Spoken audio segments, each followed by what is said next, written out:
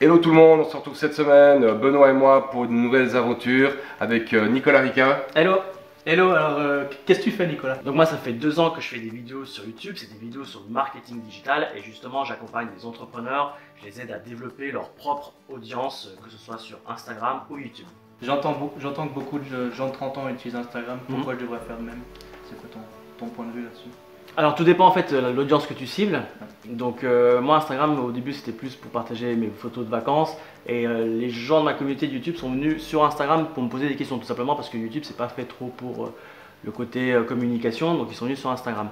Donc après tout dépend quelle est l'utilisation que tu fais du média, le média surtout que tu souhaites créer et surtout où se trouve ton audience.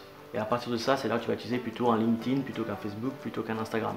Par contre, ce que je déconseille, c'est quand tu te lances, choisis un média et fais en sorte de maîtriser ce média. Ne te lance pas sur tous les réseaux sociaux qui existent parce que tu vas te disperser et finalement tu ne vas pas te faire entendre. Puis après, au final, au niveau de l'âge, il n'y a pas d'importance qu'on ait 20, 30, 40, 50 ans. Non, pas du tout. Encore une fois, j'imagine que sur LinkedIn, on a une audience beaucoup plus âgée et professionnelle que tu peux retrouver sur Instagram. Donc encore une fois, c'est qui est-ce que tu souhaites atteindre à travers ton message. On entend souvent qu'il faut être un pro, qu'il faut être un graphiste, il faut maîtriser les vidéos pour être sur les réseaux sociaux, créer du contenu, mais c'est pas nécessaire. Pas du tout. Alors c'est clair que les graphistes ils s'en sortent beaucoup mieux que moi, c'est un peu leur métier, mais aujourd'hui ce qui compte surtout c'est l'authenticité. Donc tu n'as pas besoin d'avoir un design super léché pour pouvoir créer du contenu. Ce qui compte vraiment c'est la valeur que tu apportes à ton audience. Moi par exemple j'utilise pas du tout Photoshop, j'utilise un outil en ligne qui s'appelle Canva et qui me permet de créer facilement les carousels sur Instagram, les pochettes de mes vidéos YouTube, etc.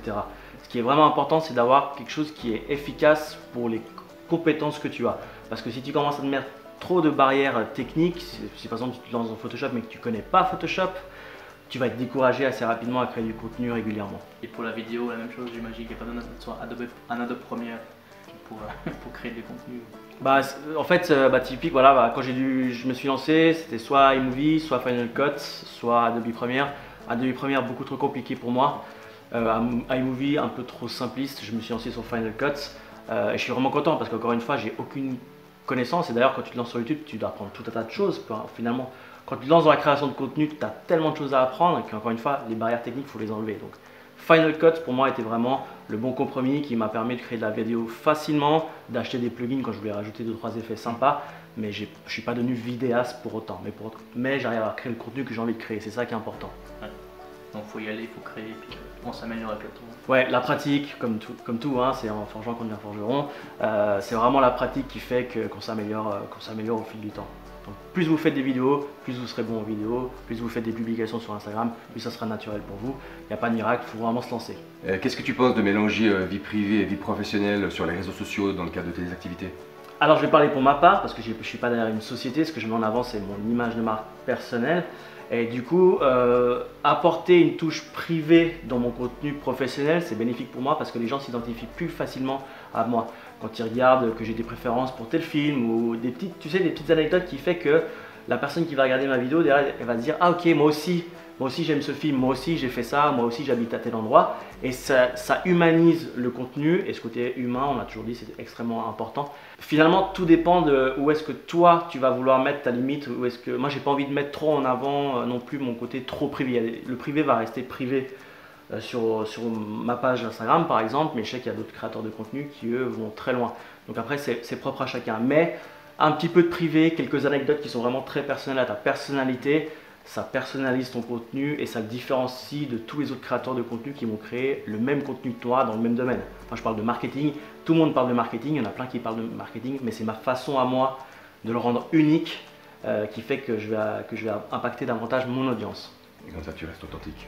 Tout à fait. Dans ce monde de plus en plus digital, quelle est l'importance de l'humain?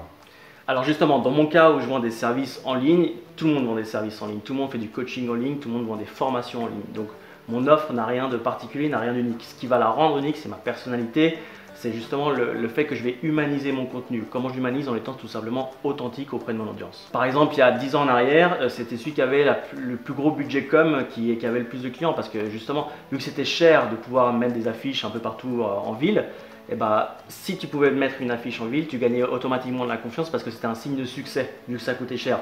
Aujourd'hui, avec Internet, tout le monde peut créer du contenu pour 0 francs, littéralement. Donc, vu qu'il y a énormément de contenu qui se crée, comment tu te différencies? Encore une fois, c'est vraiment ce côté unique, personnalité, authenticité et la confiance que tu crées avec ton audience. Puis j'ai vu que tu t'es lancé directement sur YouTube. Pourquoi YouTube en premier et pas Instagram ou un autre? En fait, pourquoi YouTube? Tout simplement parce que YouTube, c'est un moteur de recherche. Les gens, ils ne le voient pas forcément comme ça, mais c'est un moteur de recherche. Donc moi qui voulais me lancer dans le marketing digital, j'ai été voir quels sont les mots-clés que les gens tapent sur YouTube. Et en fait, ils se posaient plein de questions. Je sais pas, comment développer une audience sur Instagram, comment réussir sur YouTube. Du coup, moi j'ai créé des vidéos qui apportaient directement une réponse à ces questions. Et c'est comme ça que j'ai commencé un peu à avoir mes premières vues parce que justement, j'apportais de la valeur à ces gens.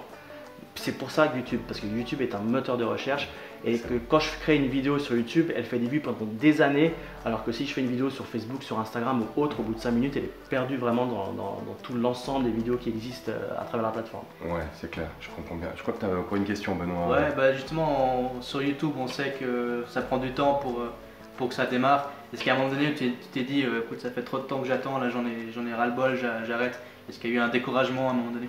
Alors quand tu te lances sur YouTube, je pense pour n'importe quel média, finalement tu as une longue phase de doute et une traversée du désert quasi sans fin. Moi pour te dire, il m'a fallu 6 mois pour avoir mes 100 premiers abonnés et 1 an pour avoir les 1000 premiers abonnés. Donc pendant longtemps, j'ai pas douté parce que si tu veux, mon objectif dès le début c'était acquérir des compétences. Je me suis dit, YouTube ça va être une source d'opportunités.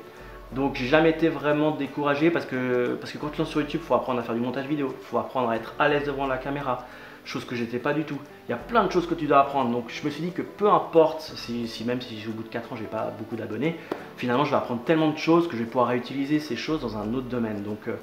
Donc faut vraiment apprécier l'aventure plus qu'apprécier la finalité, l'objectif qu'on a en tête.